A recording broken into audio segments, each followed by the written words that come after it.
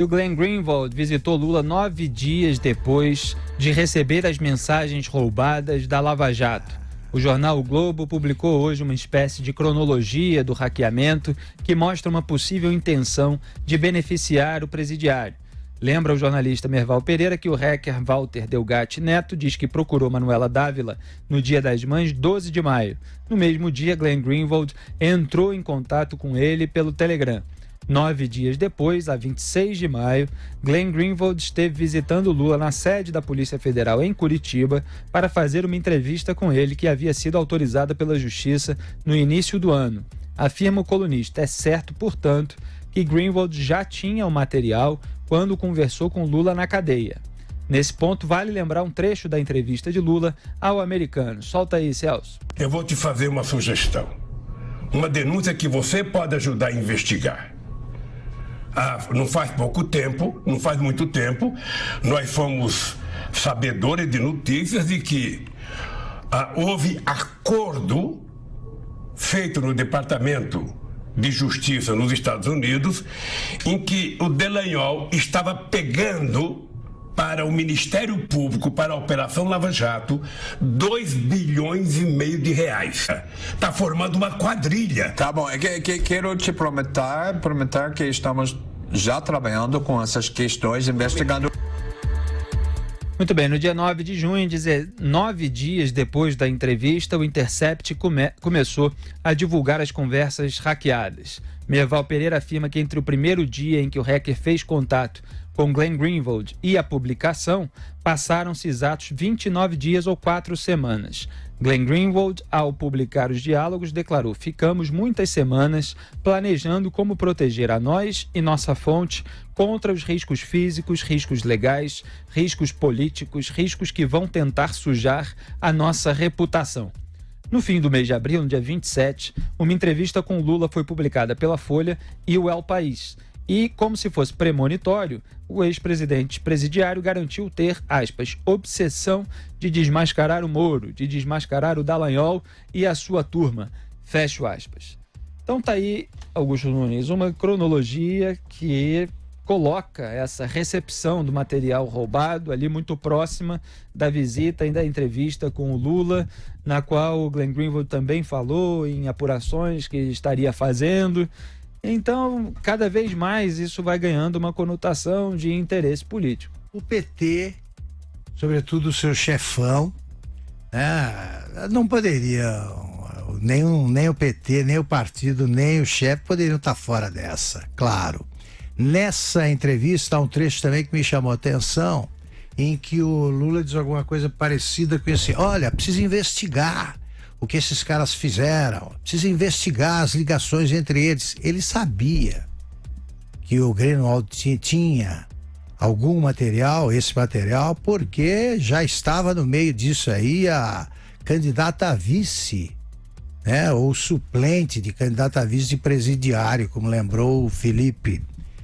Eles são metidos até o pescoço, quer dizer, então eles planejaram.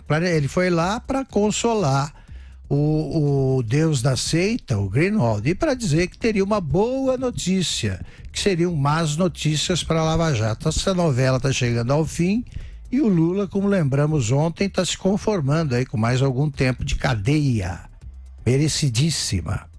Então é isso. Ótima essa reconstituição do crime, porque mostra que quem planejou tudo contra o xerife foi bandido. Zé Maria Trindade, a gente sabe que a Manuela Dávila é a alegada intermediária desse contato entre o hacker, o Walter Delgatti, e o Glenn Greenwald. E a Manuela Dávila foi vice na chapa presidencial do PT no ano passado, em 2018, vice do Fernando Haddad, depois que o Lula foi preso e não pôde concorrer à eleição. Então, a hipótese de a Manuela Dávila, ao ter recebido um áudio que o Walter Delgatti disse em depoimento que enviou para ela de procuradores e ter feito essa intermediação com Glenn Greenwald, ela pode ter dado um jeito de que os advogados do Lula, por exemplo, comunicassem a ele dentro da cadeia que havia algo acontecendo ali, que havia uma esperança, que havia uma janela ali para conversas privadas de procuradores. É possível que o Lula tenha sido informado a respeito disso, né? São só hipóteses aqui que a gente vai analisando aos poucos conforme os casos vão ganhando uma organização nesse debate. Diga aí. O cronograma mostra isso. A esquerda perdeu muito de discurso quando houve aí a revelação de que a Manuela Dávila é que fez essa ligação.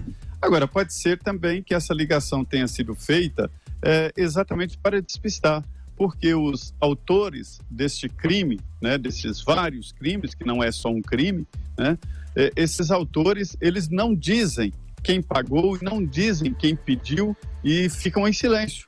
É um direito constitucional, né, de não produzir provas contra eles mesmos. Então, a esquerda perdeu muito de discurso e de argumento com esta revelação de que Manuela Dávila é peça importante. E tudo isso mostra, Felipe, que havia mesmo pelo menos uma predisposição para fazer essa tentativa de desmoralizar a Lava Jato e partindo exatamente pelo crime de abertura de sigilo. Tudo leva a crer. Ninguém aqui na vida política acredita numa história dessa tão sem argumentos para dizer, eu decidi investigar porque achei que essas pessoas não estavam fazendo bem para o país. Isso ninguém acredita nessa possibilidade. E nesta fala do Lula, não é premonição, não. Ele tinha conhecimento, inclusive, que o Glenn Greenwald tinha as informações. E aí o Glenn cortou. Falou, nós podemos garantir ao senhor que nós já estamos fazendo essa investigação e mudou de assunto. Exatamente para que isso não fosse revelado na entrevista. Então, mostra claramente, houve sim uma preparação, houve sim uma combinação de vários setores para tentar fazer esse escândalo e desmoralizar a Lava Jato. A indicação total é de que o crime foi a abertura, foi a invasão de telefones. O conteúdo deve ser esquecido mesmo porque trata-se de um produto de roubo, digamos assim, roubo de informações. O que eu comentei domingo de manhã no Twitter, até para esclarecer melhor, uma hipótese que o Zé voltou a levantar aqui, foi o seguinte: mesmo com a perícia no celular da alegada intermediária, a investigação policial terá de conferir se esse intermédio foi real ou forjado, quer dizer, artificialmente criado para dar ares de legalidade à receptação de produto de crime eventualmente encomendado. Então é preciso, de fato, tirar todas essas dúvidas, porque ficam as hipóteses. Se essas pessoas não estavam revelando, estavam escondendo o jogo, se tinha realmente criminosos violando aplicativos de celulares, como foram descobertos, é preciso levar em consideração todas as hipóteses e a Polícia Federal precisa investigar até o fim, porque é possível que pessoas criminosas ou pessoas cínicas possam forjar uma conversa para ter como álibi em caso da prisão daquele criminoso original, o cara que violou o aplicativo celular. Não estou dizendo que isso aconteceu, estou dizendo que a Polícia Federal precisa verificar se esse intermédio, no caso aqui da Manuela Dávila, realmente aconteceu e se foi por esse caminho que o hacker contactou o Glenn Greenwald ou se houve algum outro tipo, e isso aí foi criado para simplesmente dar ares de legalidade a essa... A esse contato que foi feito entre eles, Augusto Nunes. E o material continua exigindo perícia, sim, né? A Folha tentou encerrar o caso com uma manchete também histórica. Hacker diz que não, afirma que não manipulou, não editou o material. Quer dizer, é uma pessoa muito confiável, né? O cara é ladrão, ele é invasor da privacidade alheia, é ladrão, vigarista, aí ele afirma, vira manchete, que ninguém precisa investigar, quer dizer, com a autoridade moral que ele tem, investigar para quê, né? Agora, o envolvimento de militantes do PT e militantes de alto coturno aí, como se dizia, né? Com a gente do crime organizado, com criminosos, não é novidade nenhuma. Quando foi assassinado o prefeito de Santo André, Celso Daniel, logo depois se descobriu, semanas depois, se descobriu que militantes do PCC tinham sido resgatados da cadeia, numa operação espetaculosa, com helicópteros e tal, e eles apareceram entre os assassinos, os que executaram o Celso Daniel. Foram condenados, inclusive por isso.